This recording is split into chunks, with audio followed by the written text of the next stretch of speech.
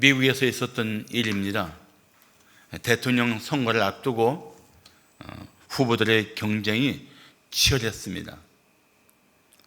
그런데 어느 주일날 어느 교회에 재직 한 사람이 한 후보를 지지하는 큰 띠를 몸에 두르고 교회에 왔습니다.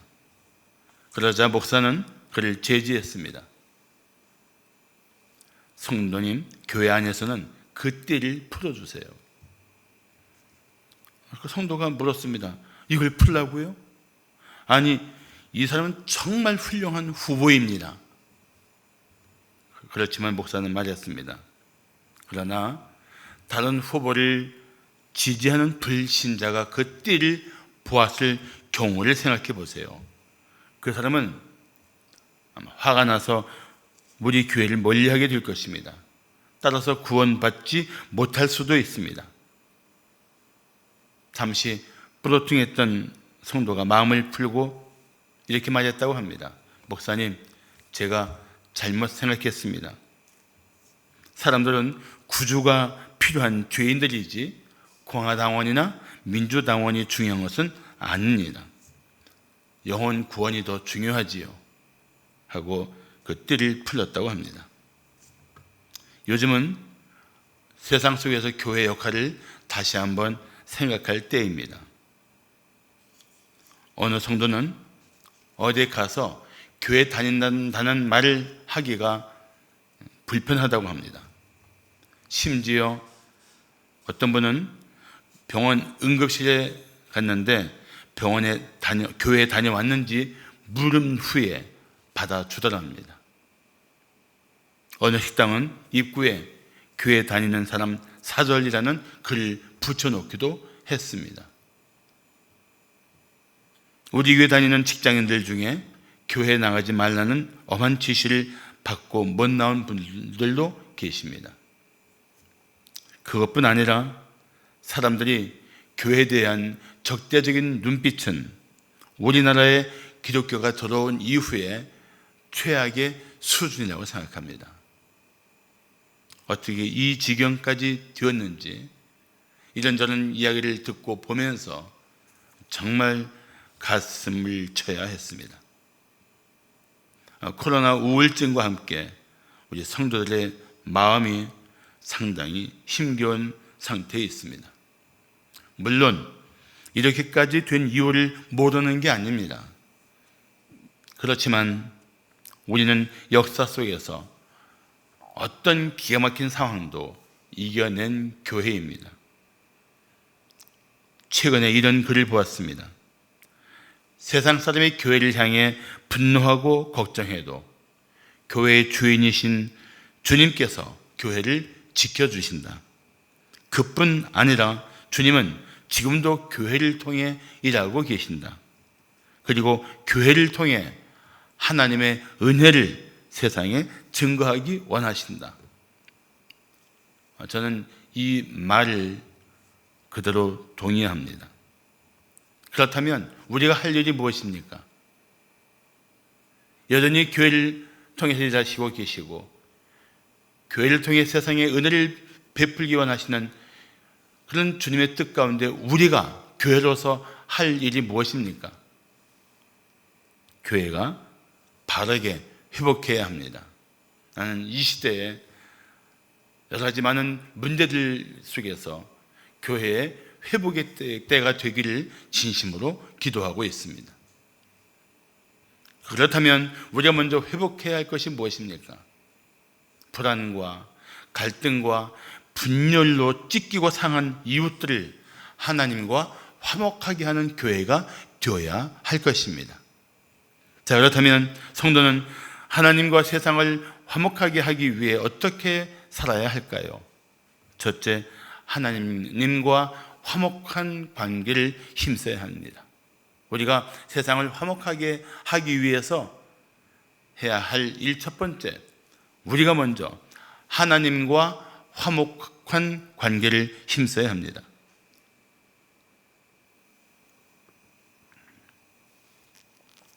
누군가 니체에게 물었습니다. 왜 그리스도인들을 부정적으로 봅니까?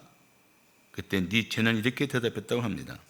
그리스도인들이 구원받은 사람들처럼 보인다면 나도 믿겠어. 우리를 부정적으로 보는 것은 예수 그리스도에 대한 이해가 부족한 이유도 있지만 한편으로는 우리가 그리스도인답게 살지 못하기 때문입니다. 그래서 바울은 하나님의 백성이라는 허울만 가지고 자부심에 빠진 채 살고 있는 유대인들을 향해서 이렇게 질타했습니다. 기록된 바와 같이 하나님의 이름이 너희 때문에 이방인 중에서 모독을 받는도다. 너희 때문에 하나님의 이름이 하나님 없는 사람들한테 욕을 먹고 있어. 너희가 당하는 것이 문제가 아니라 하나님의 영광이, 그분의 존귀함이 욕되게 되는 이 사실을 더 아파하라는 것입니다. 앞서 우리들이 겪는 일들이 있지만 그보다 더 우리가 가슴을 쳐야 할 일은 우리 때문에 하나님의 이름이 이 세상 가운데 그 존귀하신 이름이, 그 영광스러운 이름이 높임받지 못한다는 사실을 더 가슴 아파해야 한다는 것입니다. 우리는 그리스도인다운 삶을 회복해야 합니다. 자, 어디부터 회복해야 할까요? 하나님과의 관계를 회복해야 합니다. 오늘 20절을 말씀하기를 그러므로 우리가 그리스도를 대신하여 사신이 되어 하나님이 우리를 통하여 너희를 권면하시는 것 같이 그리스도를 대신하여 간청하오니, 간절히 청하오노니 무엇을요? 너희는 하나님과 화목하라.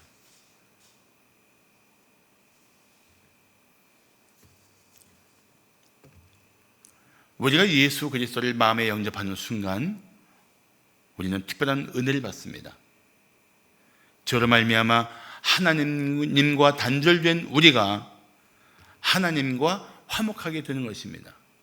그래서 골로새서 1장 21절과 22절 말씀하기를 전에 악한 행실로 멀리 떠나 마음으로 원수가 되었던 너희를 이제는 그의 예수의 육체의 죽음으로 말미암아 하나님과 화목하게 했다고 말씀하고 있는 것입니다.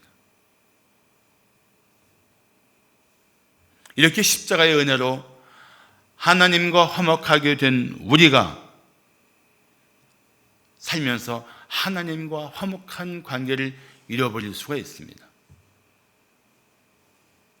부부도 사랑할 때와 사랑하지 못할 때가 있습니다. 그런데 그 사람이 얼마나 다릅니까? 사랑할 때 모습과 사랑하지 못할 때 모습이 얼마나 달라요.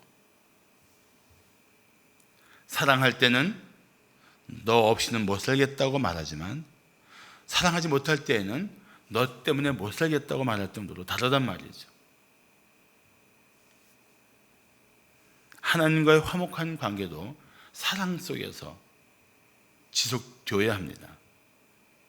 하나님을 사랑하면서 하나님께 더 가까이 나가는 성도들의 삶이 되어야 한다는 것입니다.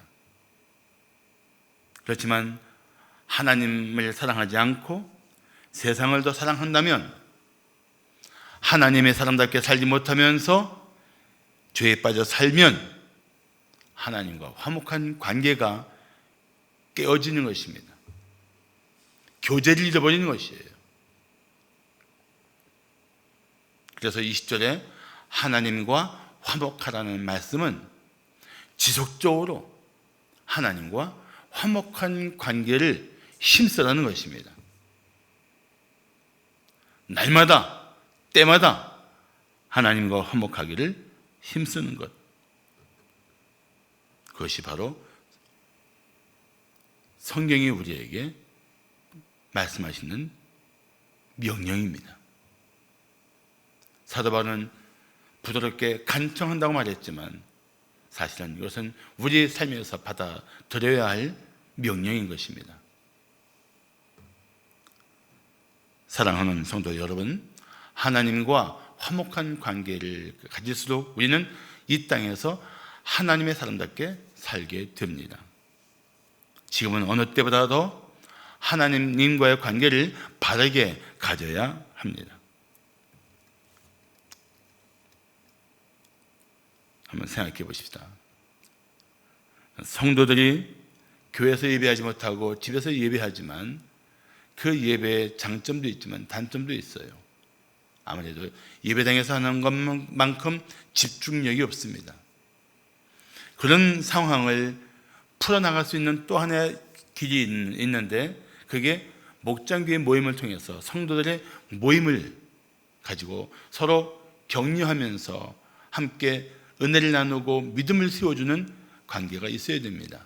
그런데 안타깝게도 그것마저 우리는 할 수 없는 상태입니다. 목사로서 이 상황을 얼마나 아파하는지 아마 우리 성도들은 이해할 것입니다. 그래도 저는 목사로서 권면합니다. 여러분의 목사로서 간청합니다.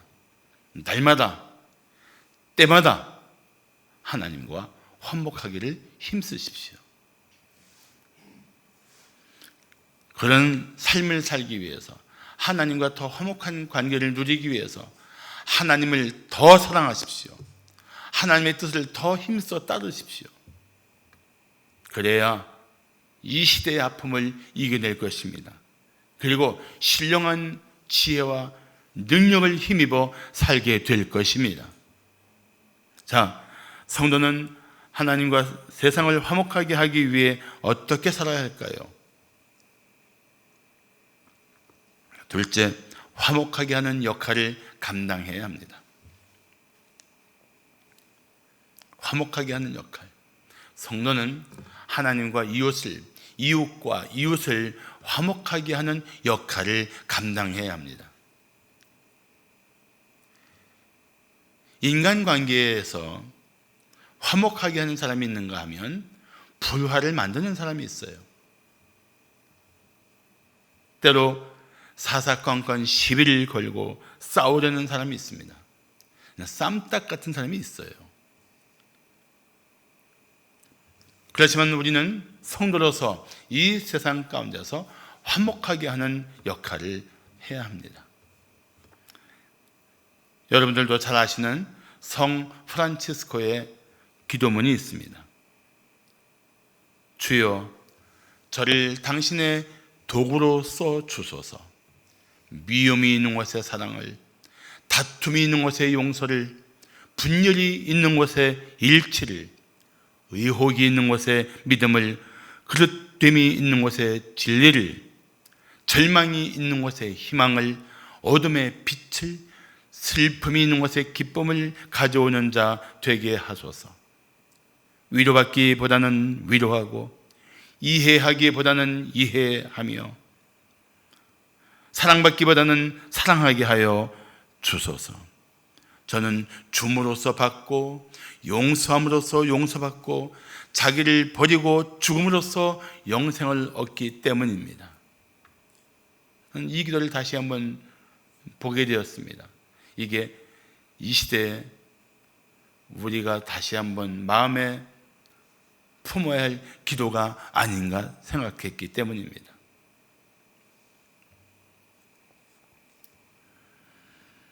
18절과 19절을 말씀하기를 모든 것이 하나님께로서 났으며 그가 그리스도로 말미암아 우리를 자기와 화목하게 하시고 또 우리에게 화목하게 하는 직분을 주셨으니 곧 하나님께서 그리스도 안에 계시사 세상을 자기와 화목하게 하시며 그들의 죄를 그들에게 돌리지 아니하시고 화목하게 하는 말씀을 우리에게 부탁하셨느니라.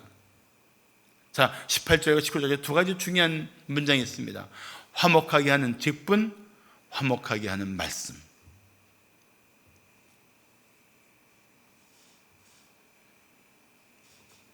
하나님은 우리를 위해 화목 제물이 되신 예수 안에서 우리에게 화목하게 하는 직분을 맡기시고 화목하게 하는 말씀을 맡기셨습니다. 그래서 우리는 삶 속에서 화목하게 하는 삶을 살아야 마땅한 것입니다. 화목하게 하는 말씀인 복음을 전해야 하는 것입니다. 사도 바울은 로마 감옥에서 오네시모를 만났습니다. 감옥에서 만났으니까 어쨌든 범죄자 입장에서 만났잖아요. 그런데 그런 삶의 자리에서도 사도 바울은 화목하게 하는 말씀인 복음을 전합니다.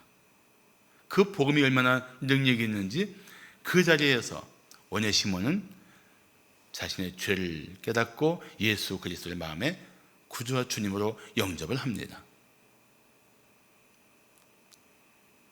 참 가장 적절치 않은 장소에서 만났지만 복음은 그런 능력을 나타냈습니다. 그때 바울이 로마 감옥에서 편지를 씁니다. 그 오네시모 종이었었고 그의 주인이었던 빌레몬에게 쓰는 편지인데 이 편지가 오늘날 빌레몬서입니다. 바울은 이 편지에서 주인 빌레몬에게 죄를 지고 도망쳤던 오네시모를 용서하고 사랑하는 형제로 받아달라고 간절하게 말합니다. 하나님과 화목하게 된 오네시모를 이웃과 화목하게 하는, 진실로 화목하게 하는 역할을 하고 있는 것입니다. 이게 우리가 해야 할 일이에요. 이게 우리가 할 일이에요. 저로 말미암아 하나님과 관계가 깨어진 영혼들을 하나님과 화목하게 하고 그 죄 때문에 이웃과 깨어진 그 인간 관계를 다시 화목하게 하는 이 역할이 그리스도인으로서 해야 할 역할이라는 것입니다. 에베소서 2장 16절을 말씀하기를 또 십자가로 이 둘을 하나 될 수 없는 관계인 유대인과 이방인들을, 그리스도 밖에 있는 사람과 안에 있는 사람들을 한 몸으로 화목하게, 하나님과 화목하게 하려 하심이라.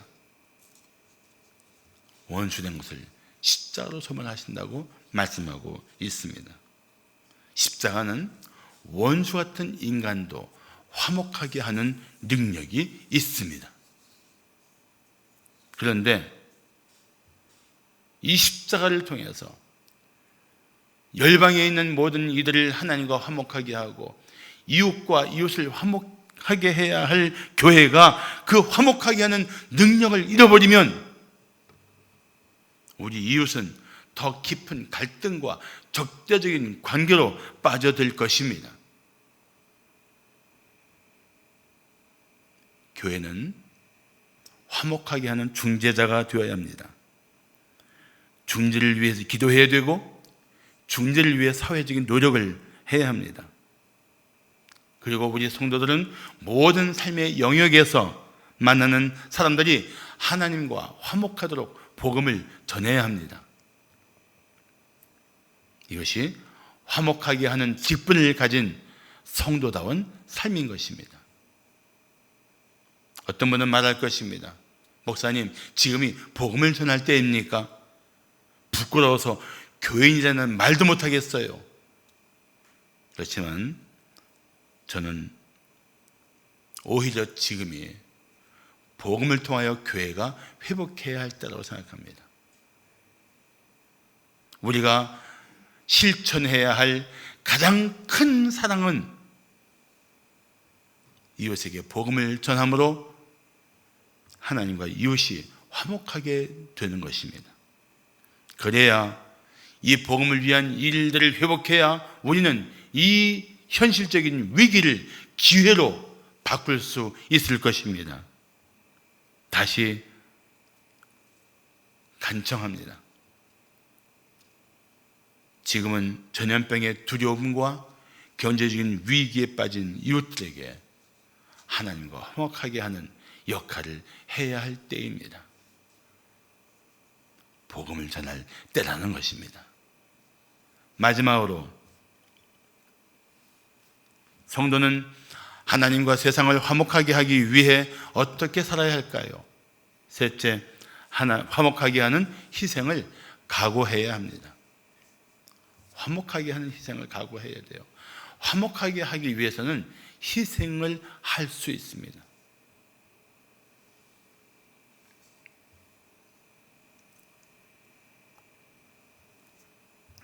아프리카 선교사 데이빗 리빙스턴은 그가 아프리카를 위해서 했던 그 희생들을 사람들이 막 칭찬하자 그 부담스러워서 이렇게 말했습니다. 세상 이후에 나타날 영광에 비하면 제가 한 모든 것은 아무것도 아닙니다. 나는 결코 희생하지 않았습니다. 고귀한 하나님의 보좌를 버리시고 자기 몸을 우리를 위해서 내어주신 분께서 보여주신 위대한 희생을 기억할 때 우리는 희생이 돼서 말할 수도 없습니다. 그리고 리빙스턴 선교사는 이렇게 말했습니다. 내가 했던 어떤 사역도 결코 희생이 아닙니다. 오히려 특권이라고 말하는 것이 옳습니다. 공감되지 않습니까? 하나님이신 예수님께서 우리에게 보여주신 희생에 비하면 우리가 이웃들을 위해서 희생하고 하나님 나라를 위해서 희생하는 것은 그건 희생이라고 말할 수도 없어요. 더구나 우리가 장차 영광 중에 오실 예수를 맞이할 그 영광스러운 삶을 바라본다면 지금 어떤 희생도 사실은 희생이 아니라 주님을 위해서, 이웃을 위해서 내 자신을 내어줄 수 있는 특권이라고 보는 것이 옳습니다. 성도들의 의식은 세상 사람들과 다를 수밖에 없어요. 21절을 말씀하기를 하나님이 죄를 알지도 못하신 이를 우리를 대신하여 죄로 삼으신 것은 우리로 하여금 그 안에서 하나님의 의가 되게 하려 하심이라고 말씀합니다. 잘 보세요. 죄를 알지도 못하신 이 누구십니까? 예수 그리스도예요. 하나님께서 죄를 전혀 알지 못하시는, 죄가 전혀 없으신 예수를 우리를 대신해서 죄를 삼으셨다. 우리를 대신하여 죄를 삼으셨다. 이거를 신학적인 용어로 죄의 전가라고 말합니다. 전가. 전가는 원래 은행에서 쓰는 용어인데 그 뜻은 누구 앞으로 넣는다 이런 뜻이에요. 누구 앞으로 넣는다. 다시 말하면 하나님께서 내 모든 죄를 예수님에게 넘겼다는 뜻입니다. 그게 죄의 전가예요. 그리고 하나님은 독생자 예수를 십자가에 내어주시는, 그래서 온 인류의 희생 제물로 피 흘려 죽게 하시는 희생을 치르십니다.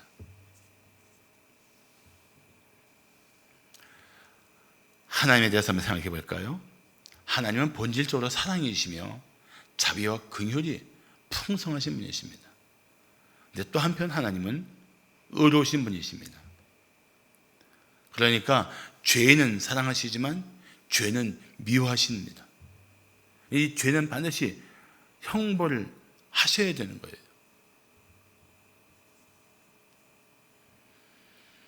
하나님은 속죄의 피 흘림을 통해 하나님의 의를 이루셔야 되고, 한편으로는 하나님은 어떤 죄인도 용서하시는 하나님의 사랑도 이루어야 합니다.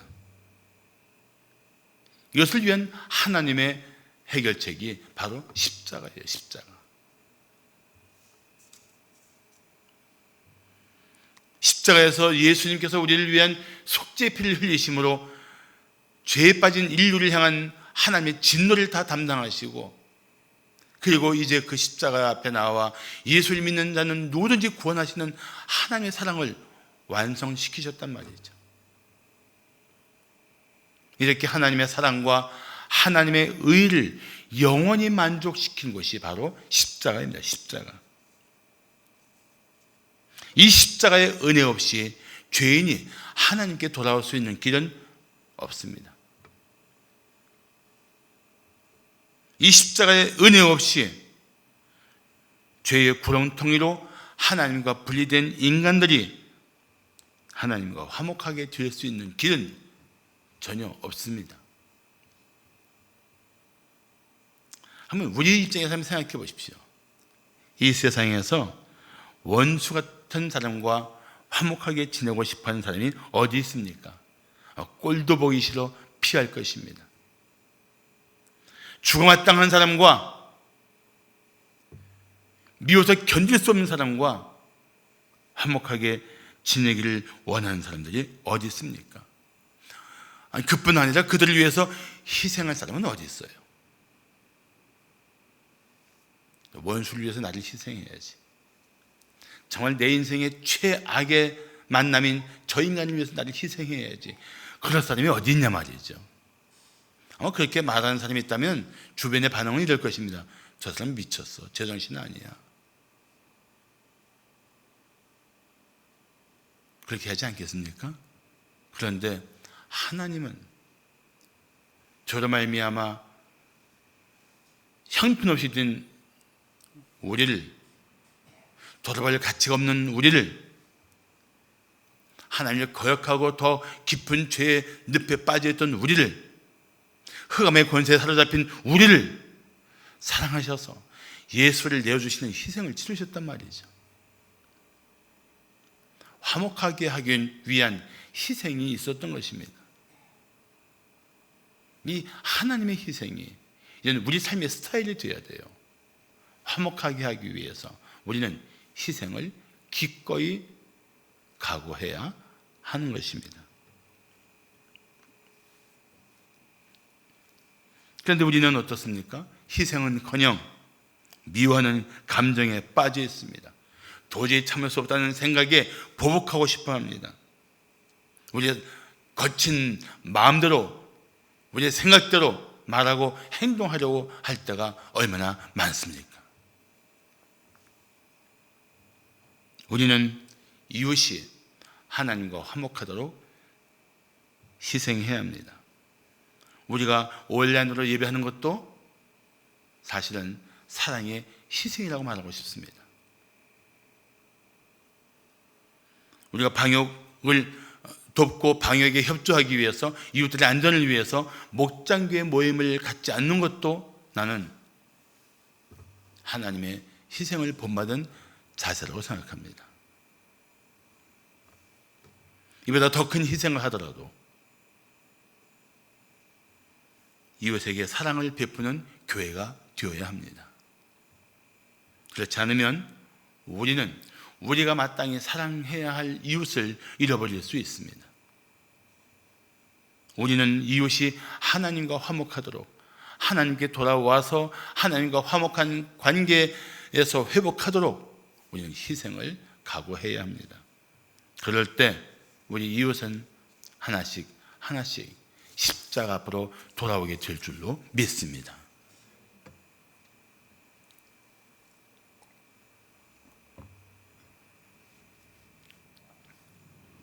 이종훈 목사님이 최근에 12제자, 12사도 이야기 책을 발간했는데 전에 썼던 책을 다시 한번 정리해서 만든 책입니다.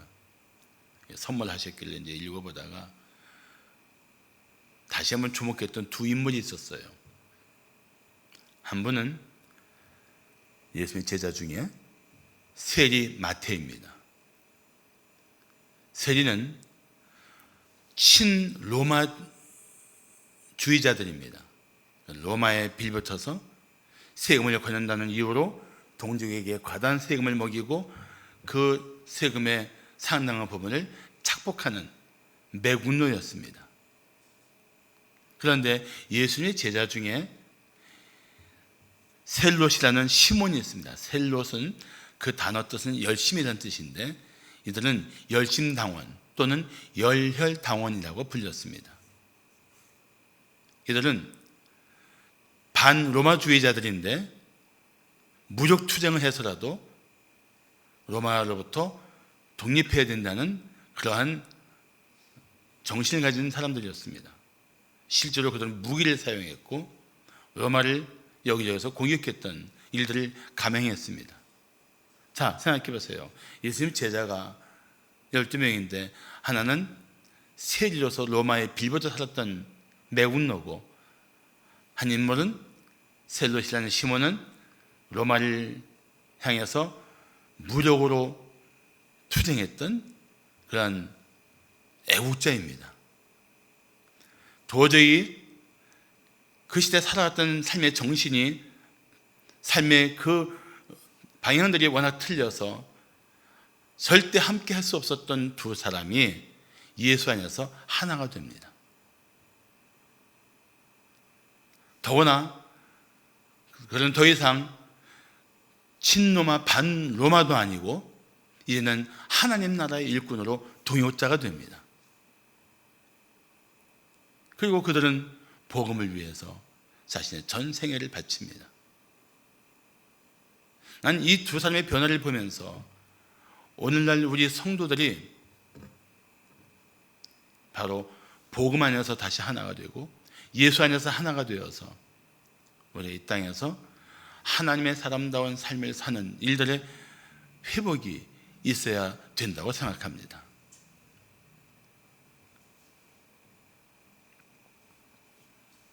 또 예수님도 로마가 정복했을 때 그 땅에 계셨지만 예수님은 제자들에게 오직 하나님의 뜻이 하늘에서 이루어진 것 같이 땅에서도 이루어지기를 기도하라고 가르치십니다. 하나님의 나라는 하나님의 통치가 이루어지는 것입니다. 우리는 이 세상에서 하나님의 통치가 이루어지길 기도해야 합니다. 우리나라에도 하나님의 통치가 이루어지면, 하나님의 통치가 나타나면 나는 우리 국민을 분열시키고 힘들게 하는 모든 문제들이 하나둘 마침내 해결될 때가 올 것을 믿습니다.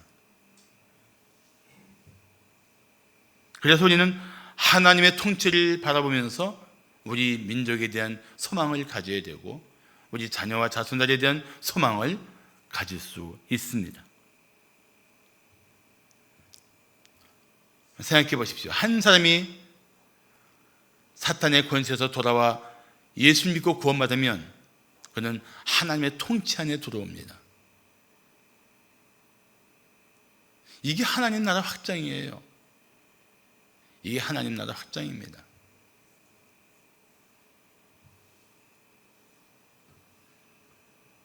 이런 일들을 힘쓰는 게 교회예요. 교회가 한 영혼을 복음으로 구원받도록 하는 것, 이게 바로 하나님 나라를 확장하는 일이고 하나님의 통치가 이 땅 가운데 더 힘있게 펼쳐지는 일들을 이루어가는 교회의 일인 것입니다. 교회가 맡은 거룩한 사명인 것입니다. 교회가 복음을 전하지 않으면 이웃이 구원의 메시지를 어디에서 듣겠습니까? 성령의 역사 가운데 복음을 전하는 교회가 없이 우리 이웃이 어떻게 하나님께 돌아오겠습니까? 그러므로 교회는 이제 다시 뜻을 정하고 복음을 전해야 합니다. 교회가 복음의 능력을 잃으면 맛을 잃은 소금처럼 사람들에게 밟힐 것입니다. 그러나 우리가 화목하게 하는 직분과 화목하게 하는 말씀을 힘써 전하면 우리는 은혜를 나누는 교회가 될 것입니다. 은혜를 나누면 방황하던 이웃들이 영적 오아시스를 찾듯이 우리 교회로 나오게 될 것입니다. 역설적이지만 지금이야말로 복음을 전할 때입니다. 사랑하는 성도 여러분, 지금부터 피스메이커로 살아가십시오.